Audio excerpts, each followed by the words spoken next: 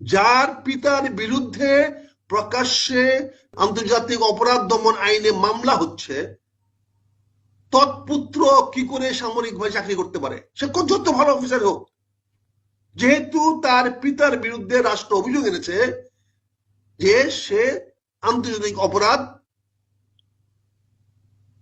ট্রাইব্যুনালের আসামি এবং সে মানবতা বিরোধী অপরাধ, এই ধরনের অপরাধ সে করেছে, হত্যা, লুণ্ঠন, ধর্ষণ ইত্যাদি মামলার সঙ্গে, ইত্যাদি অভিযোগের সঙ্গে জড়িত।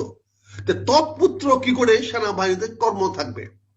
তাকে বলা হয়েছে, সে রিয়েক্ট করেছে, সেটার বিরুদ্ধে সে সেনাবাহিনীতে একটা কু করার চেষ্টা করেছে, সেনাবাহিনীতে বিশৃঙ্খলা সৃষ্টি করার চেষ্টা করেছে। তৎকালীন সময়ে তার বিরুদ্ধে ব্যবস্থা নেওয়া হয়েছে,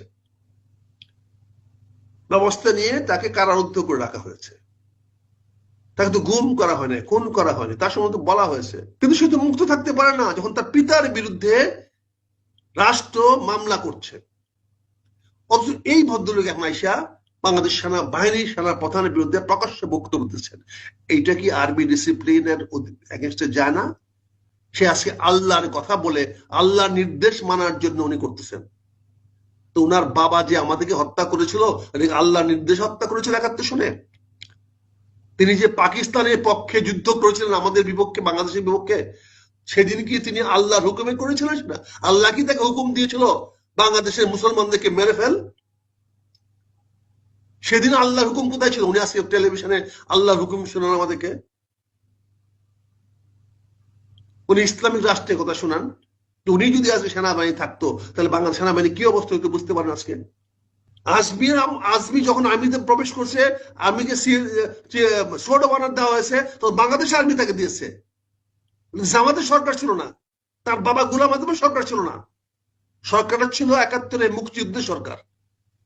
৭১-এর মুক্তিযুদ্ধের মাধ্যমে যে সংবিধান তৈরি হয়েছে সেই সংবিধানের সরকার।